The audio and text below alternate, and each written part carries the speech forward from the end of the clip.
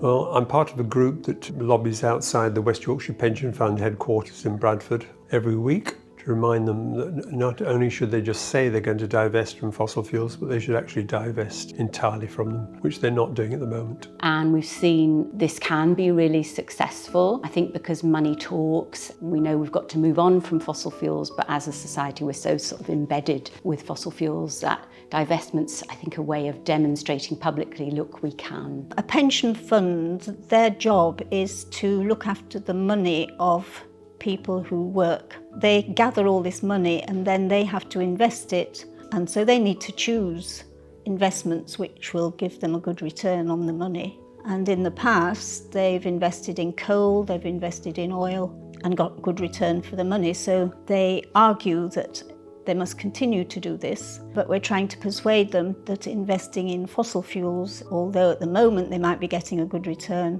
in the future they definitely won't.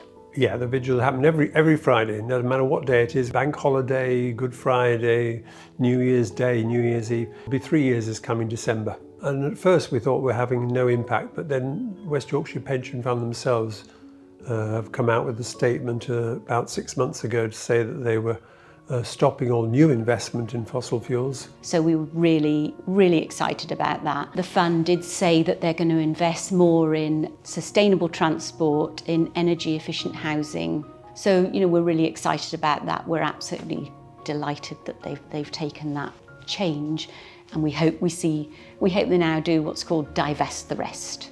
I mean, it's sort of an opportunity, I suppose, to have fun, because I think people feel really serious about climate, and one thing we've tried to do is actually have a good time, when we're campaigning. So just recently we had a tug of war in the city centre with the city hall behind us, and that was quite good fun. A load of people dressed up as fossil fuel barons and kind of acted out the part, and they really got into it.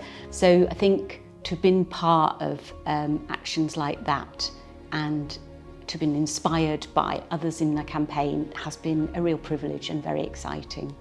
I think I would love to think that we could have a world that is as safe as possible, as healthy as possible. We talk about sort of a livable future for all. I'd like to think we could still get there, before it's too late. We have these warnings now that this could be kind of the end of humanity, really, the end of civilization as we know it. So that maybe can be like a wake-up call for us to really go for, something brilliant for everybody. I mean, wouldn't that be amazing?